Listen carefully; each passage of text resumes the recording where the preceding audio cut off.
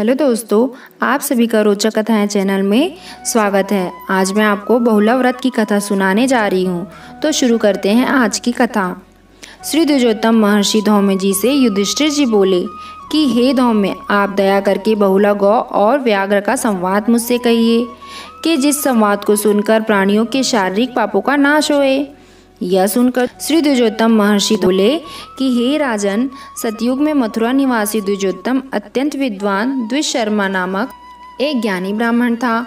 उस ब्राह्मण ने एक श्वेत रंग की पीली पूंछ वाली अत्यंत सीधी सुंदर श्रृंग युक्त और बहुत दूध देने वाली बहुला नामक गौ को पाला था। उस गौ की सेवा के लिए गोभिल नामक एक मनुष्य नियत था। हे राजन, वह गौ यमुना नदी के तट पर कोमल घासों को नित्य चरा करती थी।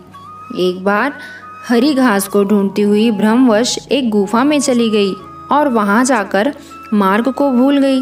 वहां पर काल रूप अत्यंत भयानक गुफा तुल्य मुख को खोल जीभ से होठों को चाटता हुआ एक व्याघ्र देखा। देखते ही बहुला भयभीत हो व्याकुल हो गई और शीघ्रता से अपने स्थान के लिए लौटी। उस समय व्याघ्र उसे घेर लिया और बोला कि बहुत काल के बाद तू मिली है, अब तू मुझसे बचकर घर जाना चाहती है। तेरे मांस को खाकर मेरी आत्मा संतुष्ट होगी, अब बचकर तू कहाँ जाएगी। इस प्रकार व्याघ्र के वचन को सुनकर काल के वश में आई हुई बहुला अत्यंत विकल होकर रुदन करती हुई बोली, किस देवता या मनुष्य का स्मरण करूं जो कालग्रास रूप से मुझ दीन को बचावे। हे व्याघ्र, मुझे अपने प्राण जाने का कुछ भी शोक नहीं है। कारण है कि यह संसार अनित्य है, जो उत्पन्न हुआ है उसका नाश अवश्य होगा। इस हेतु से दुख करना व्यर्थ है। परंतु मुझे एक बड़ा दुख यह भी है कि अभी दूध पीने वाला मेरा दूध मुहा बच्चा दूध की प्यास से पीड़ित हो चिल्लाता हुआ गोकुल में मेरे आने की राह खड़े हुए देख रहा होगा। उसकी रक्षा करने वाला कोई नहीं है, उसे छोड़ मैं इधर चली आई हूँ। उसकी क्या दशा होगी। हे व्याघ्र, यदि मेरी विनय को तू मान जा तो मैं अपने हृदय की चिंता को मिटाकर फिर तेरे निकट आ जाऊं। अपने बालक के स्नेह से युक्त बिलखती हुई मुझ दीन दुखिया को मत मार। मैं शपथ खाकर कहती हूँ कि यदि तू मुझे इस समय छोड़ दोगे तो मैं बहुत ही शीघ्र अपने बच्चों को दूध पिलाकर दुलार प्यार करके निसंदेह शीघ्र तेरे ही पास आ जाऊंगी। तब तू मुझे खाकर अपना संतोष कर लेना।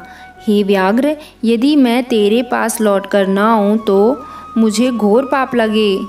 जो दूसरों से बैर रखने से होता है वह पाप मुझे भी होए यदि मैं तेरे पास न आऊँ। और जैसे विश्वासघात करने व झूठ बोलने का व जीविका हरण करने का जो महापाप होता है वह सब पाप मुझे हो जाए, मैं अगर लौटकर तेरे पास न आऊं। इस भांति बहुला के कथन को सुनकर व्याघ्र बोला कि ऐसा कौन मूर्ख है जो सम्मुख आए हुए अपने शिकार को छोड़कर बैठे बैठे तेरे आने की प्रतीक्षा करे।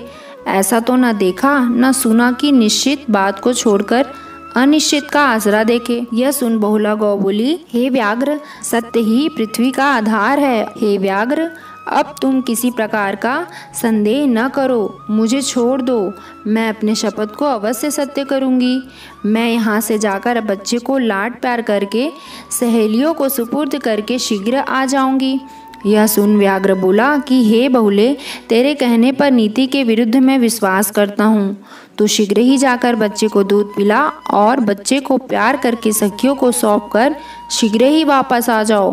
तब तक मैं तेरी राह देखता हुआ यहाँ स्थिर रहूंगा। यह वचन व्याघ्र के सुनकर पुत्र स्नेह से व्याकुल रुदन करती हुई बहुला गौ पर्वत की कंदरा से बाहर आई और कृष्ण की स्तुति करने लगी कि हे कृष्ण, हे कृष्ण, हे जीवेश, मुझ पुत्र वत्सला गौ की रक्षा कीजिए। हे जनार्दन, जो मैंने यह प्रतिज्ञा की है उसका पालन करिए। इस भांति दुखी और रुदन करती हुई बहुला गौ को देखकर वृक्ष की विलाप करने लगी। उधर बहुला का बछड़ा माँ को न देखकर चारों ओर हुंकार शब्द बारंबार करके दुखित हो खोज रहा था। इतने में ही बहुला निज बच्चे की आवाज सुनकर मूर्छित होकर गिर पड़ी। पुनः शपथ को स्मरण करके संभल कर उठी और धीरे धीरे बच्चे के पास खिन्न मन आकर खड़ी हुई। तब बच्चे के मन मलिन माता को दुखी देखकर पूछा कि हे माता, तू विक्षिप्त, अत्यंत व्याकुल और दुखी मालूम पड़ती है, इसका क्या कारण है। यह सुन गौ बोली कि हे वत्स, तू दूध पी ले, मेरे दुख को पूछकर क्या करेगा। मैं तेरे स्नेह से यहाँ आई हूँ, जिस तरह से हुए अपनी तृप्ति कर।